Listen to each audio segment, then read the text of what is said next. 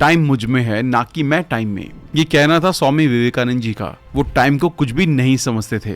और ये भी सही है, क्योंकि टाइम सिर्फ एक रास्ता है और आप रास्ते को मैनेज नहीं करते। आप या तो उस पर चलते हैं या फिर बैठ जाते हैं। हालांकि बस फर्क इतना सा है कि वो रास्ता भी अपनी स्पीड से चल रहा है। जब स्वामी जी टाइम के कॉन्सेप्ट को ही नहीं मानते थे, तो उनका जिक्र इस वीडियो में क्यों? क्योंकि स्वामी जी ने अपने 39 सालों के जीवन में बिना टाइम मैनेजमेंट के कॉन्सेप्ट को अप्लाई किए अपनी लाइफ की हर एक मिनट को सही जगह पर यूज किया। उनके कॉन्सेप्ट को समझने के लिए हम ये समझते हैं कि आपको मिलने वाला हर दिन एक लकड़ी की अलमारी की तरह है, जिस पर आप जो चाहे रख सकते हैं, लेकिन एक बार रख देने के बाद उसे हटाया नहीं जा सकता। अब अगर आप उस पर जरूरी और अच्छी चीजें रख दें, तो आपको स्पेस मैनेजमेंट की जरूरत नहीं पड़ेगी। उसी तरह अगर आप जरूरी काम, हॉबीज और एक्टिविटीज में डिफरेंस कर सकें, तो आपको टाइम के बारे में सोचना ही नहीं पड़ेगा।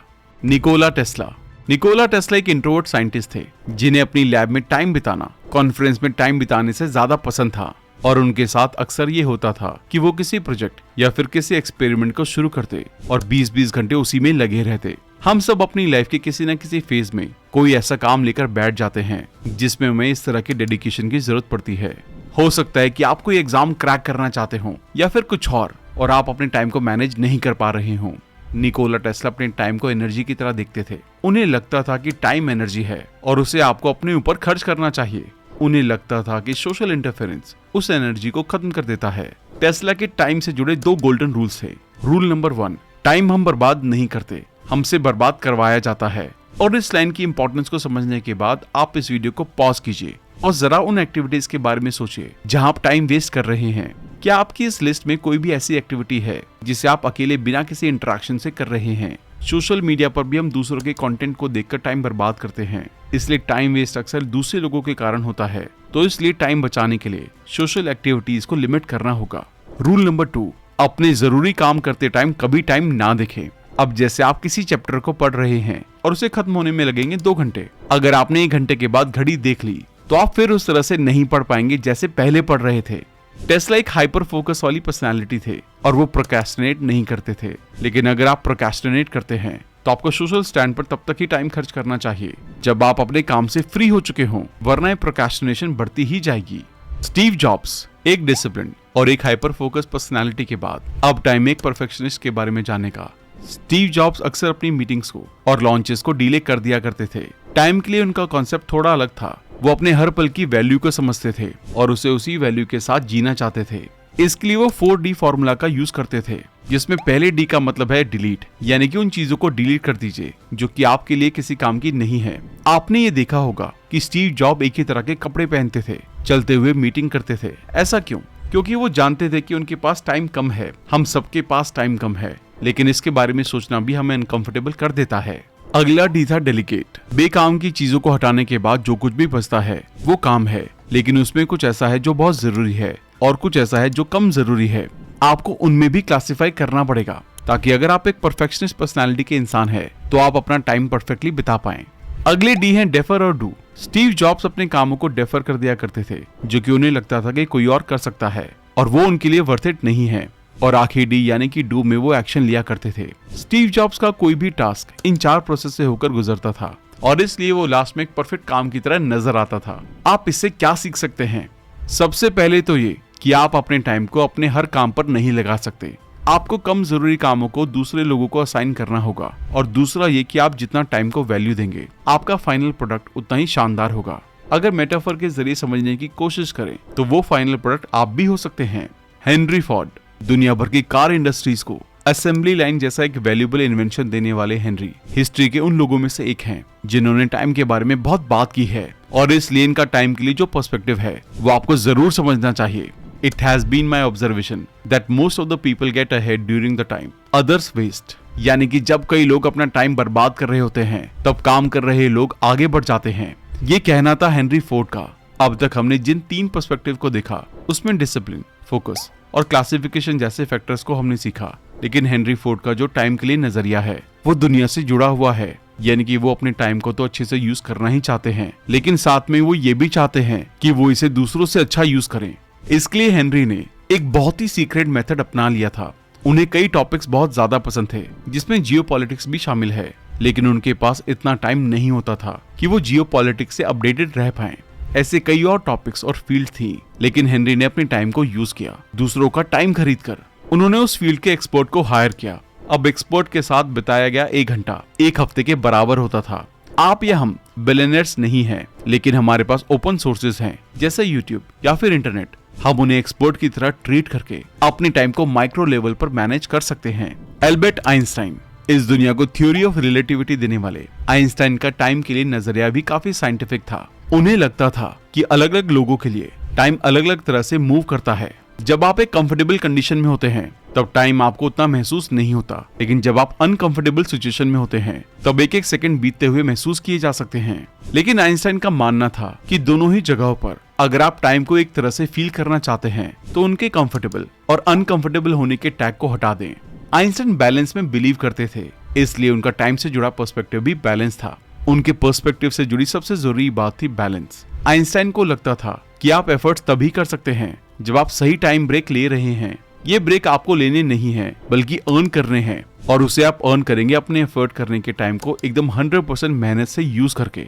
यानी कि आसान भाषा में कहा जाए तो आइंस्टाइन के टाइम मैनेजमेंट में आपको 20 घंटे काम नहीं करना, लेकिन जिन 8 घंटों के लिए आप काम करने वाले हैं उनमें पूरी तरह से फोकस्ड होकर काम कीजिए, ताकि अगले 8 घंटे जब आप अपने टाइम को पढ़ने, म्यूजिक सुनने या फिर किसी और फेवरेट जरूरी काम में खर्च करें तो आपको गिल्ट ना हो। Doctor APJ Abdul Kalam, make the most of the present moment for it is the only moment that you truly have. यानी कि आपके पास एक ही लम्हा है और वो वही है जिसमें आप जी रहे हैं। आपको इसका भरपूर उपयोग करना चाहिए। टाइम के बारे में मिसाइल मैन और पूर्व राष्ट्रपति डॉक्टर एपीजे अब्दुल कलाम कुछ ऐसा सोचते थे। वो मानते थे कि टाइम एक ऐसी नदी है जो लगातार बह रही है, और आप इस नदी के जिस पानी को एक बार छूते हैं वो अगले ही सेकंड आगे निकल जाता है और उसे फिर से कभी छुआ नहीं जा सकता। कलाम साहब जहाँ एक तरफ टाइम को नदी मानते थे, वहीं दूसरी तरफ वो इंसानों को इस नदी में तैरने वाला स्विमर समझते थे। उनकी टाइम मैनेजमेंट का एक बड़ा हिस्सा था कंसिस्टेंसी। जैसे एक लोहे की छड़ी जिस पर आप बार बार हथौड़ा मारते रहें, कुछ देर में वो गर्म होकर टूट जाएगी। उसी तरह प्रॉब्लम भी कई हिस्सों में बढ़ जाएगी और सुलझ जाएगी। लेकिन इसमें एक छोटा सा फैक्टर जो कलाम साहब सबसे जरूरी मानते थे, और वो है डायरेक्शन। जब आप टाइम मैनेजमेंट शुरू कर रहे हैं तो आपको पता होना चाहिए कि आप किस डायरेक्शन में जा रहे हैं। अब ये आपको थोड़ा कंफ्यूजिंग कॉन्सेप्ट लग सकता है। जैसे आपने अपना टाइम मैनेज करके एक शेड्यूल बनाया जिसमें 15 मिनट न्यूज़पेपर के हैं। अब न्यूज़पेपर कई पेजेस का होता है और अगर आप ढंग से पढ़ने बैठे तो 3 से 4 घंटे लग जाएंगे। लेकिन अगर आपको अपने सेक्शन के बारे में पता है तो आप सिर्फ 15 मिनट में खुद को अपडेट कर सकते हैं। जैसे आप यूपीएससी एस्पिरेंट हैं तो एडिटोरियल, बिजनेस से जुड़े हैं तो बिजनेस का पेज। अगर डायरेक्शन सही है तो कम से कम टाइम में भी ज्यादा से ज्यादा अचीव किया जा सकता है, और अगर डायरेक्शन गलत हो तो टाइम मैनेजमेंट का कोई फायदा ही नहीं होगा। रतन टाटा, जरा सोचिए कि आप किसी ऐसे ग्रुप के लीडर हैं जिसके अंडर 80 कंपनीज आती हैं। आप किस तरह से अपना टाइम मैनेज करेंगे कि आप हर कंपनी को टाइम दे पाएं और वो कंपनी फलती फूलती भी रहे। इस तरह का शानदार काम रतन टाटा जैसे लेजेंड ही कर सकते हैं। हालांकि अगर आप उनके टाइम के पर्सपेक्टिव को देखें तो आपको समझ आएगा कि वो ऐसा क्यों कर पा रहे हैं, और अगर आप ऐसा करना चाहें तो कैसे करेंगे। अब तक आपने सुना कि टाइम को किसी ने नदी, किसी ने अलमारी और किसी ने पैसे की तरह बताया। इन सब में 1 सेकंड की कीमत 1 सेकंड ही थी, लेकिन रतन टाटा के 1 सेकंड की कीमत 80 सेकंड है। ऐसा इसलिए क्योंकि हर एक साल में अपनी हर एक कंपनी को 1 दिन का टाइम देते हैं। ये काफी हैरत अंगेज बात है, लेकिन रतन टाटा के काम करने का तरीका यही है। वो ये मानते हैं कि अगर इंसान फोकस्ड हो और डायरेक्शन के साथ आगे बढ़े तो वो अपना हर एक सेकंड कई सेकंड के बराबर बना सकता है। अब आप ये सोच रहे होंगे कि ये काफी सुपरफिशियल बात है, लेकिन ऐसा नहीं है। बचपन से जिस मैथ के सवाल को करने में आपको आधा घंटा लगता था, अब वो आप कुछ ही सेकंड में कर सकते हैं। इसका मतलब ये नहीं है कि ये दावा सुपरफिशियल है, बल्कि इसका मतलब ये है कि आपने उस सवाल को सीखा और समझा है। जैसे रतन टाटा जी ने अपने टाइम को इस तरह से मैनेज और डेडिकेट किया है कि उनका हर एक सेकंड अपने काम की तरफ फोकस होता है, और ऐसे निकल कर आती है हैरत अंगेज एफिशिएंसी। जोसेफ मर्फी, अच्छा बताइए, आप टाइम को ज्यादा अच्छे से कब यूज कर पाते हैं? क्या तब जब आपका मूड खराब होता है, या फिर तब जब आपका मूड अच्छा होता है? अपने टाइम को माइक्रो लेवल पर मैनेज करने के लिए आपको अपने मूड यानी कि माइंडसेट को भी बेहतर रखना होगा, और ये होगा अपने सबकॉन्शियस को बैलेंस में रखकर। और ऐसा करना हम सीखेंगे the power of your subconscious mind के ऑथर जोसेफ मर्फी के पर्सपेक्टिव की हेल्प से। जोसेफ मर्फी ये मानते थे कि इस दुनिया में जो कुछ भी होता है वो सबकॉन्शियस के जरिए ही होता है, और ये बात सच भी है। तो आपका टाइम मैनेजमेंट भी सबकॉन्शियस के लेवल पर ही होना चाहिए। अब आपका सवाल ये होगा कि सबकॉन्शियस और टाइम का कॉन्सेप्ट एक दूसरे से कैसे जुड़े हुए हैं। दरअसल टाइम के अच्छे यूज के लिए अच्छे माइंडसेट का होना बहुत जरूरी होता है, और अच्छे माइंडसेट के लिए आप जोसेफ मर्फी के 3 की फैक्टर्स को ऑब्जर्व कर सकते हैं। नंबर 1 है प्लानिंग। अगर आपके सबकॉन्शियस को पता होगा कि कौन सा काम कब करना है और कौन सा जरूरी है, तो अपने आप ही आपका टाइम मैनेज हो जाएगा। नंबर 2 है कंसिस्टेंसी।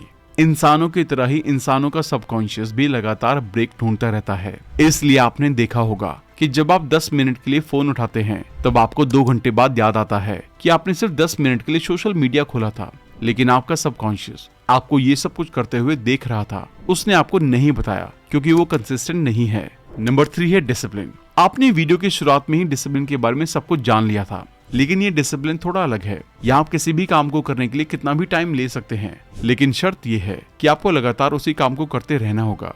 इस डिसिप्लिन की हेल्प से आपके काम टाइम से पहले होने लगेंगे और आपके सबकॉन्शियस में भी पॉजिटिविटी भर जाएगी। तो दोस्तों, ये था टाइम के लिए अलग अलग हिस्टोरिकल पर्सनालिटीज का अलग अलग नजरिया। और अगर आप इन सभी पर्सपेक्टिव को ठीक ढंग से समझ पाए हैं, तो वापस से बातचीत को खत्म करने से पहले एक बार समझ लेते हैं कि अब तक हमने क्या क्या सीखा है। स्वामी विवेकानंद जी से हमने सीखा डिसिप्लिन। अगर आप डिसिप्लिन में हैं, तो आपको अपने टाइम को मैनेज करने की जरूरत नहीं पड़ेगी। ये उन पर्सनैलिटीज के लिए है जो एक के बाद एक अलग अलग काम में इन्वॉल्व होते रहते हैं। निकोला टेस्ला से हमने सीखा फोकस। अगर आप फोकस कर सकते हैं, तो आप अपने टाइम को अपनी स्पीड से जिएंगे और किसी बड़े टारगेट या प्रोजेक्ट पर काम कर रहे लोगों के लिए टाइम को एनर्जी की तरह सावधानी से खर्च करना बहुत जरूरी है। स्टीव जॉब्स से हमने सीखा क्लासिफिकेशन। क्योंकि आपके पास सिर्फ 24 घंटे हैं, इसलिए आप सब कुछ खुद नहीं कर सकते। ऐसे में आपको टाइम के माइक्रो लेवल पर जाकर कुछ चीजों को क्लासिफाई करना पड़ेगा। हेनरी फोर्ड से हमने सीखा लर्निंग फ्रॉम अदर्स। बहुत से लोग इस बेसिक स्किल को इग्नोर कर देते हैं और उन्हें इसका खामियाजा 10 गुना टाइम बर्बाद करके चुकाना पड़ता है। एल्बर्ट आइंस्टाइन से हमने सीखा कि हमारी जर्नी में बैलेंस बहुत जरूरी है, क्योंकि बैलेंस ही हमें रिफ्यूल करने वाला है। साइकिल चलाते टाइम बैलेंस खोकर चाहे आप किसी तरफ भी झुक जाएं, आपका गिरना तय है, और यही लाइफ का भी उसूल है। डॉक्टर एपीजे अब्दुल कलाम से हमने सीखा डायरेक्शन के बारे में, जिसके बिना बताया गया एक भी सेकंड मैनेज तो हो सकता है, लेकिन प्रोडक्टिव नहीं हो सकता। यानी कि आप उसे शेड्यूल की तरह बिता सकते हैं, लेकिन क्या वो आपके काम का होगा। रतन टाटा जी के टाइम के पर्सपेक्टिव से हम सीखते हैं वर्क एफिशिएंसी।